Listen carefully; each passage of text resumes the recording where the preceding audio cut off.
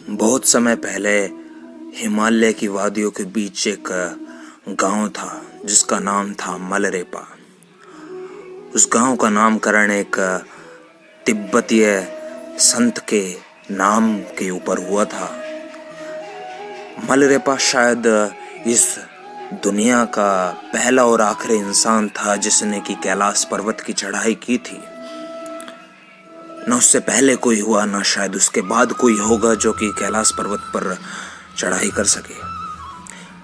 और यही कारण था कि उस गांव के लोग भगवान शिव जी की मुख्य रूप से पूजा करते थे, बहुत मानते थे। उस गांव में एक शिव जी का मंदिर भी था। वहां के लोग अक्सर अपने खेतों का और घरों का काम करने के बाद जब चौपालों पर बैठते थे तो वहां पर अक्सर उस इंसान के बारे में बात करते थे।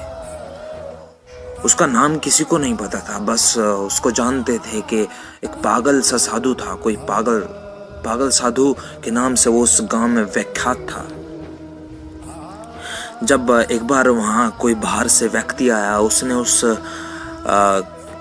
इंसान की, उस साधु की कहानी सुनी जो कि यहाँ पर अपनी दादी नानियों के द्वारा अपने पोती पोतियों को सुनाई जाती थी। अक्सर उसकी चर्चा इस गांव में अक्सर होती रहती थी।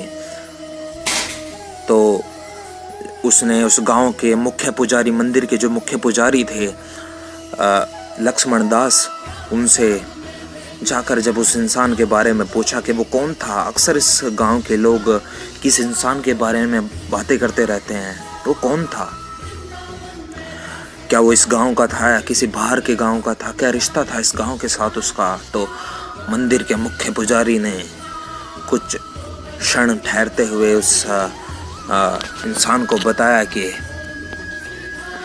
एक पागल सा इंसान था, धुंधली सी आस में चेहरे ढूंढता था छिपे हुए लिबास में। जो किसी को ना दिखता उसको पहचान लेता था, वो अंदर से इंसान को जान लेता था। वो कहीं दूर रहता था एक पुराने से घर में, हर वक्त रहता था एक नए से सफर में। न धन था न दौलत थी उसके पास, बड़ा गरीब सा था, अपने चरित्र के बड़ा करीब सा था। इंसानियत को जानता था वो, खुद को खुदा मानता था वो आशिक था एक बहरूपिया, न जाने कैसे ढंग में रहता था। एक नशा था बस राम नाम कहता था, जपता था माला हरि की, गुण उसमें कोई न था। धुतकार दिया जाता लोगों के बीच से, उसमें कोई अहंकार न था। बेगैरत सी जिंदगी जी उसने, मरा भी एक पुराने से लिबास में। एक पागल सा इंसान था धुंधली सी आस में, एक पागल सा इंसान था धुंधली सी आस में। आगे की कहानी मैं आपको बाद में, इसका जो है वर्णन वो बाद में विख्यात रूप से करूँगा।